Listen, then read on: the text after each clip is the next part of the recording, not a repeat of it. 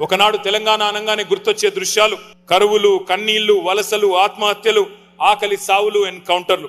పడావుబడ్డ భూములు, పాడుబడ్డ ఇండ్లు, మొండి గోడలు, ఎండిపోయిన చెరువులు, బొంబాయి, దుబాయి, బొగ్గుబాయి అన్నట్టుగా ఉండే తెలంగాణ బతుకు. మరి ఒక దశాబ్ద కాలం తర్వాత ఆ దృశ్యాలు, ఆ చిత్రాలు మారుతున్నాయి, మారిపోయాయి. పచ్చని పొలాలు, పంట రాసులు, మత్తడి దుంకే చెరువులు, నట్టింటికి నల్ల నీళ్లు, కొత్త ఇండ్లు, ఆటపాటలు, ఆనందాలు, సుజల సుఫల సస్య శ్యామల సన్నివేశాలు. వలవల ఏడుస్తూ వలస వెళ్లిపోయిన పాలమూరుకు వలపోతల నుంచి విముక్తి. బొక్కలు వంగి బతుకులు కుంగిన నల్లగొండ ఫ్లోరైడ్ విషం నుంచి విముక్తి.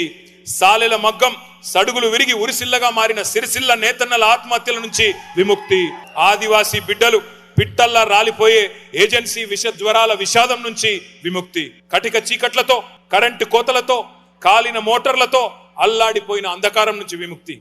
నీళ్లు లేక బోర్ల మీద బోర్లు వేసి బొక్క బోర్ల పడి అప్పుల పాలై చేనుగట్ల కాడ శవాలై వేలాడిన అన్నదాతలకు సావుల నుంచి విముక్తి.